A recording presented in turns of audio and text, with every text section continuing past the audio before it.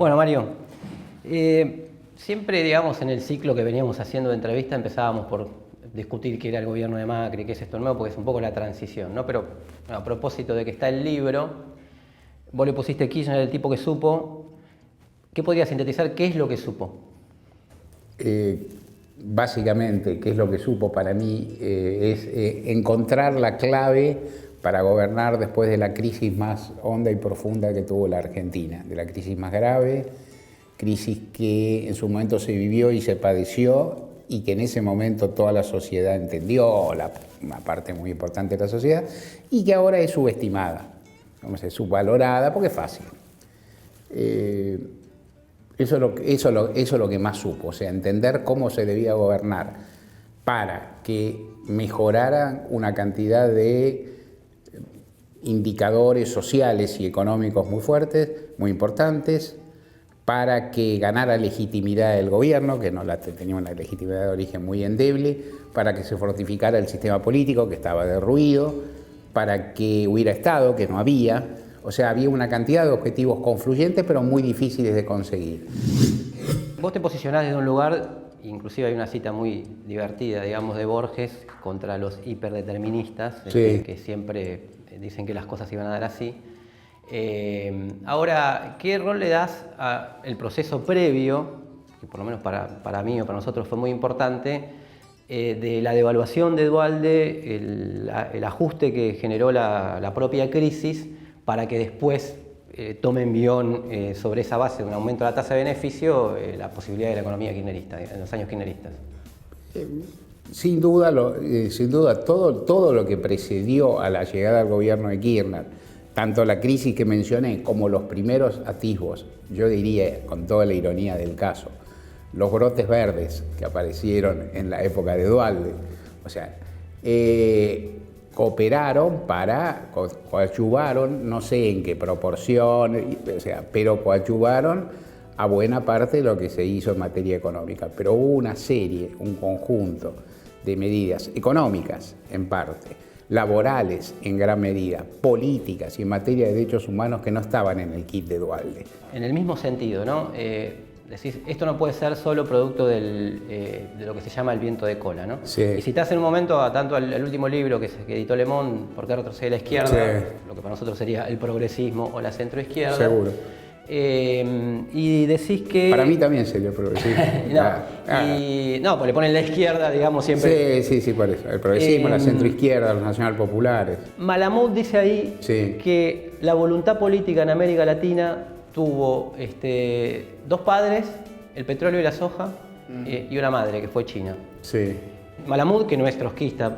No, exactamente. Malamud, tengo una excelente opinión de Malamud, tengo mucho trato con él, mucho intercambio, muy agradable.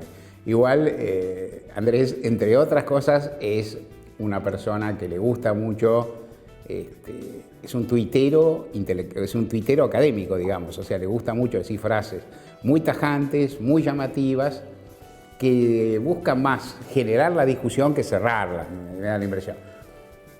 O sea, no sé discutir con esa frase, digo. O sea, a mí me da la impresión que hay determinantes, si querés que trate de darle vuelta haciendo un esfuerzo, hay características políticas de la etapa que son comunes y que muestran que había, o sea, si hubo procesos de cierta similitud importante para mí en países tan diferentes en la misma época, es porque era posible. Y si era posible es porque había condiciones objetivas que lo permitían, porque digo yo, yo me río, yo no creo en el determinismo absoluto, pero sí creo que hay condicionantes y razones y que se puede explicar racionalmente los procesos históricos aceptando cierto margen de azar o de alia. Entonces, si todo eso ocurrió es porque hubo posibilidades políticas muy importantes y me da la impresión que efectivamente ese escenario económico que existió, la soja, el petróleo, el cobre, ¿no es cierto? Algunos de los otros productos también, qué sé yo, es decir, alguna otra commodity por ahí, el gas, si querés, ¿no es cierto? Podían haber sido utilizados con otros paradigmas, con otros criterios de distribución, con otra idea de cómo tratar de construir la gobernabilidad o la distribución del ingreso en cada país. El libro tiene una parte importante dedicada a Latinoamérica, ¿no? Vuelvo ahí a Andrés, a Malamud, que plantea que la integración regional y la primarización de la economía fueron fuertísimos, digamos, fueron debilísimos. Fuertísima la primarización de la economía, inclusive en el caso de Brasil lo pone justo cuando empieza el ciclo del PT, y la integración regional da datos duros de que, por ejemplo, la Unión Europea comercia mucho más entre sí, igual que América del Norte, de lo que comercia América Latina, y termina con una frase que dice: en los últimos tiempos se tornó frecuente la exaltación de la voluntad política como combustible para construir la unidad latinoamericana. Se desatienden así las enseñanzas tanto de Marx como de Gramsci, el condicionamiento de la estructura y la correlación de fuerzas. La integración requiere condiciones materiales como la complementariedad de las economías y además sujetos sociales capaces de llevar adelante las transformaciones requeridas. Te hago una pregunta, ¿me haces discutir con Malamud o haces tuya la frase? No. Hago mía aspectos de lo que verdaderamente dice, como por ejemplo que la integración tuvo mucho, que vos lo marcás ahí, discurso, para mi gusto, y la integración real y la reprimarización de la economía son datos duros para un proyecto que se diga más popular o liberador. Sí, yo creo que la institucionalidad de la integración latinoamericana o sudamericana, ponele que es lo más importante, fue endeble y es endeble. Lo que dice Andrés respecto de que la integración solo puede darse, te estoy escuchando, creo saber lo que dice, corregime, que solo puede darse merced a que las economías sean complementarias, nos condena a no integrarnos. Digamos, porque nuestras economías no son complementarias y es muy difícil que lo sean. O sea, por razones evidentes, y de nuevo, no soy economista, pero no creo que Argentina, Brasil, Chile y Colombia puedan ponerse de acuerdo en hacer complementarias sus economías. Es decir, porque es muy complicado, porque hay fuerzas internas, bueno, es sencillísimo, hay fuerzas internas, hay corporaciones, hay trabajadores, no, ese acuerdo no se puede hacer. Entonces, nuestras economías no terminan de ser complementarias. Más bien son competitivas entre sí o relativamente. En esta etapa hay una vocación, hay una posibilidad, una perspectiva que sean fuertes, que sean exportadoras en gran medida, en un rato largo, y todavía creo que es pasable, pero no importa, con un rato largo, con un cambio en la lógica de los términos del intercambio, con una mejora significativa de los términos del intercambio de los productos primarios versus los integrados. Todos los países se suben a eso. No sé yo imaginar que cualquier país capitalista, que todos lo son, aún los más radicales o los más avanzados en sus procesos reformistas, socialistas, que eso llamarlo bolivarianos, llamémoslo como queramos, no creo que ninguno se quiera perder ese tren, digamos, de hecho, y ciertamente ninguno quiso. Lo que yo resalto de lo que yo veo de la integración no es solo retórica, por ahí como vos contás, sino un proceso súper interesante, que aparte lo cuento, digamos, en un eslabón de hechos, que por supuesto se puede coincidir o no, pero digamos que no son de mi invención, que hubo una intervención muy importante para garantizar la democracia y la estabilidad y la paz en toda la región. Quizás lo que apuntaba también con la reprimarización es que más grados de superar la dependencia, digamos, tiene que ver también con el desarrollo de la industrialización y, si se quiere, una complementación económica mucho mayor, ¿no? Sin negar esos gestos, solamente el problema es qué límite se le pone. Y me llamó la atención ese dato duro del Brasil, particularmente muy reivindicado, que su reprimarización empieza con el ciclo del PT. Sí, no, de Brasil no sé discutir. Porque está bien. Digo, cuál era el sentido, ¿no? Entiendo. La liberación nacional del lado de alguna forma, liberación nacional del lado de desarrollar una industria propia y que no dependa de los flujos estos de... Sí, bueno, ese es uno de los nodos conocidos del kirchnerismo y señalado por economistas muy valorables que tienen un pensamiento afín, que el kirchnerismo no fue desdeñoso de la industrialización, de hecho promovió, es decir, la generación de muchísimos emprendimientos, literalmente, el hecho una recuperación del sector de la producción enorme, una afiliación gigantesca de trabajadores, pero lo que no consiguió es resolver el dilema argentino eterno de la restricción externa, de las industrias que son costosas en dólares y que a la vez no los producen, y de la capacidad de los sectores agropecuarios para producir divisas y no generar trabajo. En eso, ahí pasó. Podía hacerse, no podía hacerse. Para mí, artículo de fe, las cosas siempre se pueden hacer un poco mejor. Es decir, y artículo de fe en general nunca se pueden hacer 100% distintos. Pero, es decir, pero ese es uno de sus lemas, eso lo dijo Aldo Ferrer, lo dijo. Entonces yo que no sé mucho me pongo detrás y aplaudo, digo, estoy de acuerdo. Hasta ahí estoy de acuerdo. La idea de que no se quiso hacer me parece injusta. La idea de que si se quiso y no se pudo, uno puede descalificar totalmente, es opinable.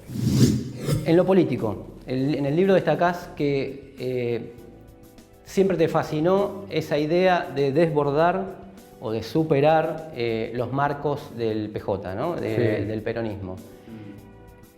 Los hechos después demostraron un retorno y una vuelta inclusive a las peores caras del pejotismo. ¿A qué se debe? Correcto. Digo, esa parte de la pregunta no la firmo, digamos, esa afirmación tuya. O el retorno a la parte, no la aparece, así no parte. No, quiero decir, porque a veces en mi boleto veterano, el reportaje te dice, ¿por qué opinas vos que el kirchnerismo es igual? El kirchnerismo se hizo igual al nazismo. ¿Por qué opinas vos que ocurrió? Bueno, digamos, más o menos. No es tu pregunta.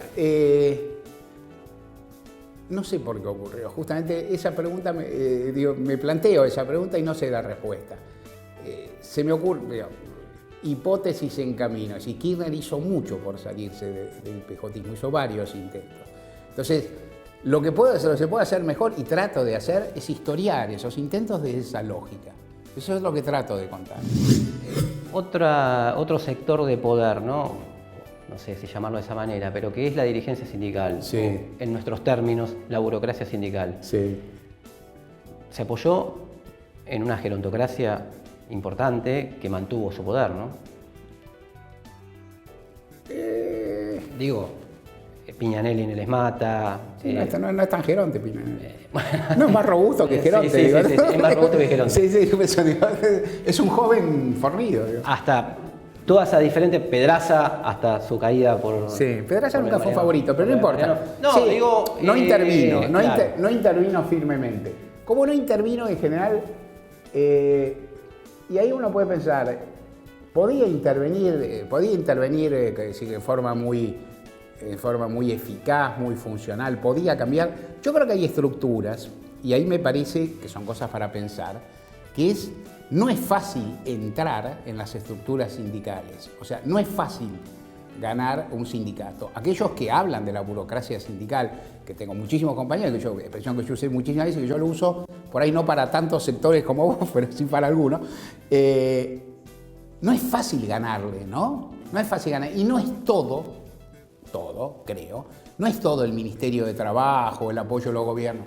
Hay otra serie de factores, digamos, que también inciden, en el mismo sentido que inciden en también líderes que concuerdo con vos.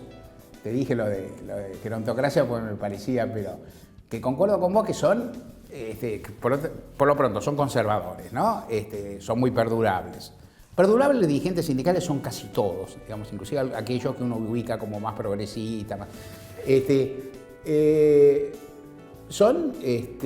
son conservadores, tienen muy poca vocación de cambio, saben manejar lo suyo, no son en eso, si uno fuerza la comparación, no son tan diferentes los gobernadores. O sea, ¿no? Son tipos sabios en sus feudos, sabios, prácticos, anda a ganarles. Kirchner sin duda, y Cristina, un poquito más. Pero en cualquier caso, y Cristina no es el post-2010 no es el objeto de mi libro desde ya. Pero, digamos, en esta conversación puede entrar. Pensaron más en ganar en las provincias que ganar en los sindicatos. Eso, ¿no? Es decir, pienso así. Y no pudieron ganar. Ahí quisieron, ¿eh? No se puede, no es fácil. Ahora, es imposible ganarle a Mansura, al Perovich. Imposible. Gioja, no debe ser imposible, pero ha de ser muy difícil porque no se consigue. Entonces, ¿qué fue? Y bueno, fue una coalición, ahí hubo una entente pragmática, en el sentido que muchos de esos sindicatos lo apoyaban, bueno, y daban una base de gobernabilidad importante, interesante. Yo creo que ahí hubo, por ahí en algún momento, un grado de, de dejadez o de falta de innovación, sobre todo al final, en los últimos momentos de Kirchner, y ya en los primeros de Cristina, por ejemplo, no ver si se podía hacer algo con la CTA, pero igual las estructuras son muy difíciles, ¿no? Es decir, por el medio, se produjo un proceso interesante, digamos, de desafíos, de surgimiento de delegados de base, de sindicatos alternativos, que es muy interesante, pero no eran su favor. Yo creo que ahí se privilegió la gobernabilidad y la continuidad, y, bueno, y tal vez se cometió un error y tal vez son duros de vencer. Hay una parte que me gustaría explicitar. Yo, de los gobernadores peronistas, conservadores, populares, respeto cómo se manejan y no forman parte de mi repertorio de favoritos. O sea, no integro su club de admiradores. O sea, quisiera que hubiera otra gente ahí macanudo. Yo no sabría cómo ganarles en su provincia. Son difíciles. Con los dirigentes sindicales creo que pasa algo parecido y es muy difícil. Y eso sí, y con el PJ en cierto sentido también. O sea, lo que a mí me parece en general, que esas estructuras muy resilientes, con mucha capacidad de resistencia, bueno, siguen vivas como... No sé, ¿no es muy determinista? No, porque esto debe ser, porque no es por obra y gracia de la Suprema Providencia, sino por obra y gracia de los recursos que tienen y que uno en general subestima. Hablo de los recursos políticos, de su capacidad. Otro tercer factor de poder. Sí, otro tema diría. Clarín. Sí. Julio Blanc dijo que nunca vio una alianza tan empática como la del kirchnerismo como la de Kirchner, particularmente con Mañeto. Sí, me hace discutir con una cantidad de personas que no están presentes. Bueno, no, son todos... Para mí fue una alianza muy empática en los primeros. ¿Coincidís? No, yo creo que fue una alianza pragmática dentro de la primera lógica de Kirchner, que era restar poder político y simbólico a las corporaciones en general, no dejarlos en muchos sentidos entrar en la esfera de las decisiones del gobierno y mantener una buena relación con ellos, o sea, no generarse un conflicto con ellos, sobre todo, por ejemplo, en los albores, en todo el trámite que fue de 2003 a 2006, todo el tema canje y Fondo Monetario y demás, y en sus primeros años, o sea, en la búsqueda de gobernabilidad buscó no conflicto. Fue tan empático. Yo no estuve en las reuniones, voy a decir algo, yo cuento acá que hablé muchas veces con el presidente Néstor Kirchner y alguna más con Alberto Fernández y alguna más con otros funcionarios. No participé en reuniones con grupos corporativos. En general es asombroso lo poco que dialogo con representantes corporativos. Un alivio para mí, pero también una limitación como periodista.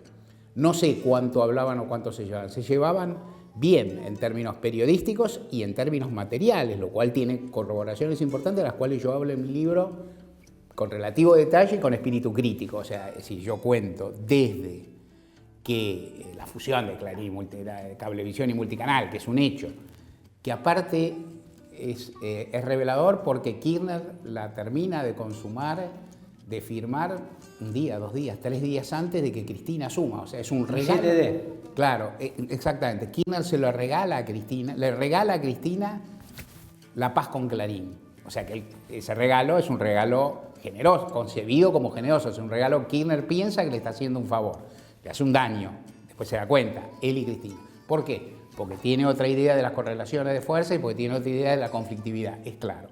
También la prórroga de las concesiones, que si te pones por ahí que era un poquito más justificable, yo creo que tampoco era justificable, ni desde el punto de vista del poder político del kirchnerismo, ni desde su coherencia, y legalmente, bueno, era una potestad del Estado, pero estaba mal hecho. Lo dije en su momento, lo sigo pensando. No solo fue un error táctico severo, o un error estratégico, si querés, fue inconsistente con unas premisas y evidentemente son reveladores de una buena relación.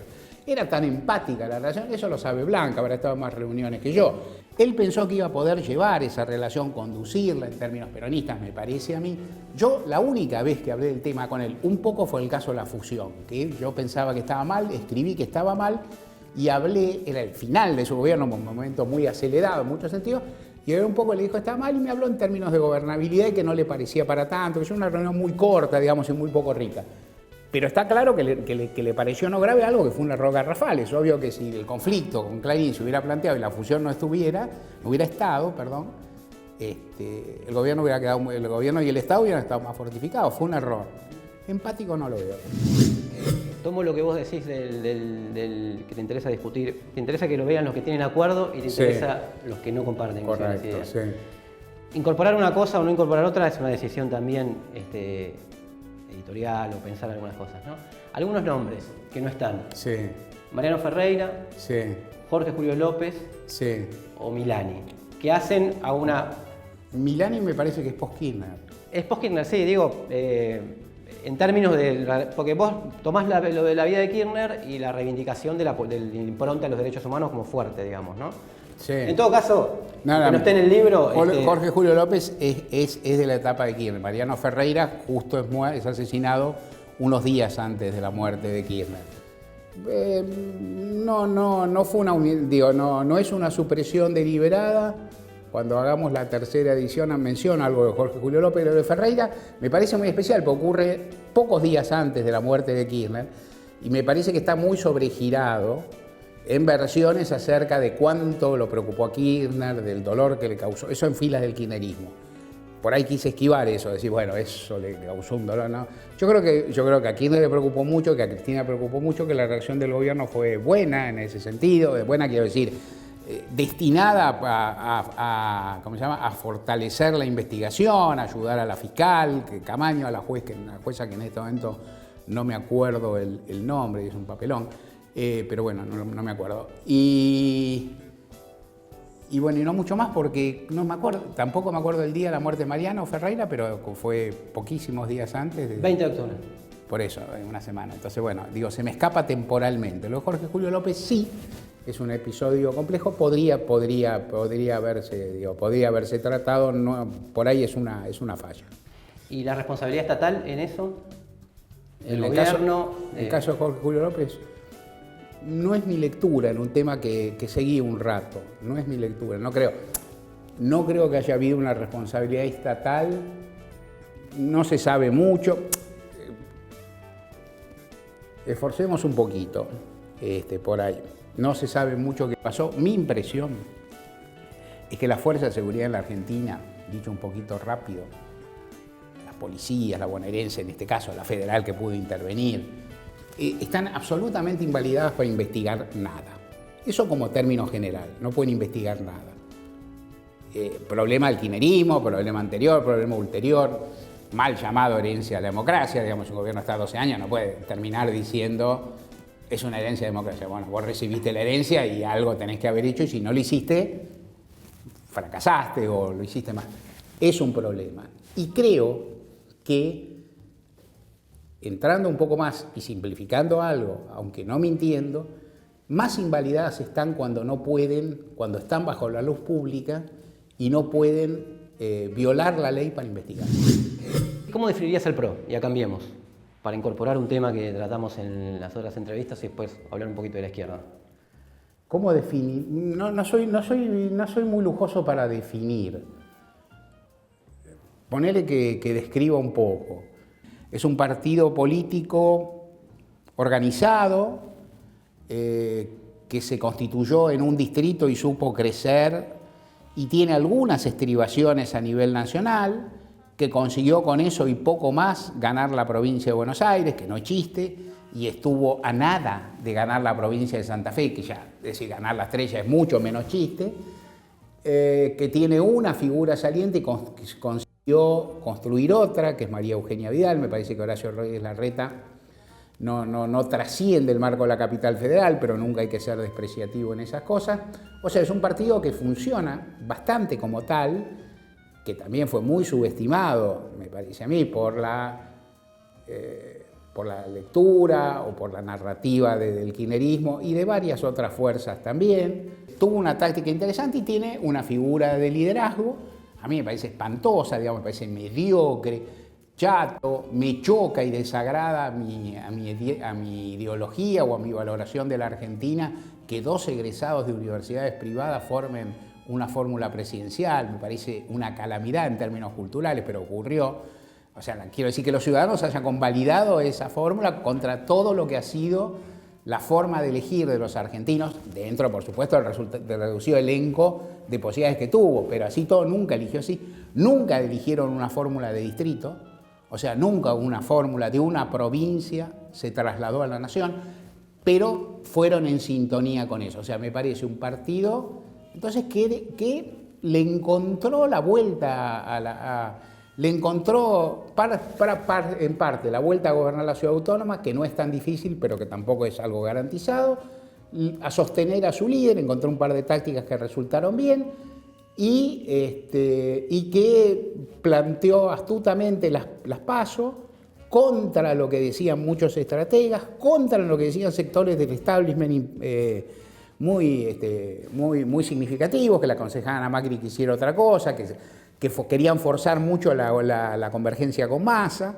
No lo hicieron, y eso me parece, en contenidos, eso me parece un partido de derecha mediocre conceptualmente, ramplón, con pocos cuadros interesantes, con figuras en general muy playas, con muchos funcionarios provenientes del sector privado que son una calamidad gestionando, o sea, y no hablo ya del sentido de su política, con las cuales discrepo entusiastamente, sino también de su capacidad para gestionar las políticas que a ellos les encantan, digamos.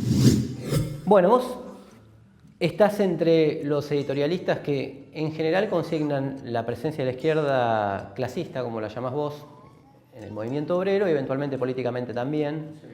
Que somos pocos. Sí, eso es, por eso te lo planteo. Sí. Casi diría entre los editorialistas, entre pocos y únicos. Por ahí. Sí. Digo. ¿Cómo ves la emergencia? ¿Cómo ves a la izquierda en el terreno sindical y cómo ves la emergencia política y las perspectivas? Ahora vamos a ir a un acto, no sé si sabía, pero vamos a ir a un acto de Atlanta, sí. Que después de mucho tiempo la izquierda clasista va a jugarse a la cancha, a un estadio, digamos. No sé, ¿cómo ves la situación? Proyectiva, de nuevo vuelvo a decir, en materia de proyección soy entre cauto, razonable y cobarde. No digo nada, o sea, son escenarios, es muy difícil la predicción, para atrás todo es más sencillo, o sea, no sé qué va a pasar, qué puede pasar, no conozco, tampoco tengo un conocimiento, digamos, muy fino de cómo están pensando, cómo se están reorganizando, si lo están, o algunos detalles de algunas tareas que están realizando. Visto para atrás, a mí me parece que en materia sindical ha habido avances, tanto en materia sindical como en materia política, hubo avances interesantes de distintos sectores de izquierda, con una capacidad de ¿cómo decirlo? Sin ofendernos. No, sincero, no, porque no, sin ofendernos. Pues si son avances, tenía que decir, bueno, porque lo subsidió, no sé qué, nada, no es así, fue aparte. No, en el marco propicio que habilitaron por dos situaciones muy diferentes, digamos, la crisis formidable y caótica, cuasi anómica, digamos, de fin de siglo pasado, y la estabilidad y sustentabilidad relativa del kirchnerismo. En esas dos situaciones, la izquierda pudo, y digo, al decir la izquierda estoy cometiendo por lo menos una simplificación, pudo avanzar en distintos terrenos, mostrarse y demás. Y a mí me parece que en el periodo, y que en particular en el periodo kirchnerista, que hubo mayor continuidad, digamos, menos violencia, menos rupturas y demás, pudo irse consolidando, adecuándose a un nuevo esquema democrático y a un nuevo esquema sindical. Los avances que hubo justamente dentro del movimiento obrero y sindical, de nuevo, delegados de base, sectores delegados en general, representaciones, digamos, creciendo en general de abajo hacia arriba, manifestándose en conflictos específicos y demás. Me parece que es muy interesante, no sé medir su magnitud, o sea, que relativa, me parece que son muy interesantes y me parece que ahí son referencias como han sido, y no quiero equiparar, sino simplemente, como han sido históricamente en general, los delegados, la historia de los delegados de base o de fábrica en muchísimas etapas de la Argentina. Eso no está escindido, porque no está escindido de, digamos, la representación política, porque en muchos casos hay ligazones y vasos comunicantes, pero por ahí para explicarme voy a la cuestión política y me parece que en el aspecto político, primero hay una experiencia que es la del FIT que me parece súper interesante porque trasciende, digamos, porque capta el desafío, las dificultades y eventualmente las virtualidades positivas que podría tener el beneficio de las primarias y deja de lado la tradicional, digamos, capacidad divisiva y cariocinética de las izquierdas, forman una coalición y mantener esa coalición durante bastante tiempo, bueno, le ha dado resultados importantes y van surgiendo figuras que combinan muy bien, para mi gusto, pero muy bien, la combatividad, la radicalidad, sus convicciones, con la capacidad de transmitirlas a audiencias que no comparten ni plena ni mayoritariamente su visión ideológica, pero que están dispuestos a escucharlo. Pienso mucho en Miriam Bregman, también en Del Caño, digo, ¿no? Son figuras nuevas, son figuras jóvenes, y muestran algo, ¿no? Es decir, tienen una capacidad de expresión, se expresan bien, no solo hablo de que son personas muy formadas y que tienen una trayectoria importante en un terreno de lucha y de reivindicaciones, sino que además han sabido adaptarse a las dificultades o a los bretes que plantea bueno, es una sociedad o un modelo mediático que no se construyó para ello, digo, más bien al contrario. No sé si lo sabrás, pero ¿el politólogo sueco o la pelirroja progre pueden llegar a ir a Atlanta? Si la pelirroja va a Atlanta, el politólogo va detrás. La pelirroja es muy kirchnerista, muy cristinista. No sé si va a ir. Pero por ahí en esta etapa en que se habla tanto de la resistencia, bueno, por ahí va. Una cosa que me quedó que no la quería dejar pasar y que es como un hit, capaz que exagerado, que surgió de estas entrevistas. Blanc nuevamente dijo que Clarín hizo periodismo de guerra. Sí. Es una crítica, una autocrítica. ¿Hay crítica o autocrítica? Vos sos un referente del periodismo que reivindicó el gobierno anterior. ¿Del periodismo que se hizo del otro lado? No soy un representante de ese periodismo. Bueno, un referente, digamos, ¿no? Nadie me eligió. Debería verla, digamos, debería verla en qué sentido. Siempre debe haber una revisión de lo realizado y siempre debe haber un pensamiento sobre lo realizado y demás. Quiero decir esto, yo no voy a hacer una autocrítica de lo que yo no hice. No, está bien, o una crítica, digamos. ¿No? Claro, ni voy a hacer, entonces, puedo hablar de mí mismo, que es poco interesante, del medio en que trabajo, que es bastante más, y no mucho más. Y por otra parte, hay un problema que se está planteando, que es una dificultad, pero que vos tenés que saber entender. Por ejemplo, si 678 siguiera al aire, o si los compañeros y compañeras que trabajaban ahí tuvieran un espacio en televisión o radio, yo podría discutir con ellos como podría discutir con, no sé, personas que se volcaron a otras cosas en el tanto, como podría discutir con, digamos, lo que son muy funcionarios, dirigentes, exfuncionarios, dirigentes o legisladores muy kirchneristas o muy prófugos del kirchnerismo. Como los han perseguido tanto, la cuestión se complica un poco, los han dejado sin laburo, los han maltratado, entonces se complica un poco la discusión porque en el fondo yo puedo tener alguna discrepancia de tono, de estilo, pero son mis compañeros. Y está en una situación muy enojosa y muy agresiva que dificulta esa conversación, ¿se entiende? Porque la conversación no es académica, estoy hablando de personas que se quedaron sin laburo, que le están castigando de más. Hablemos un poco más en general del dispositivo de elogios y críticas que ha tenido el kirchnerismo interior. Yo creo que hubo un exceso de alabanzas, hubo un exceso de aplausos y hubo un exceso de obsecuencia. Que no es lo mismo, ¿no? O sea, no es lo mismo las alabanzas excesivas que la obsecuencia, puede haber un matiz, pero hubo un exceso de aplaudidores. Y yo he escrito 20 veces una frase que digo siempre, todos los gobiernos tienen obsecuentes, los gobiernos exitosos tienen más.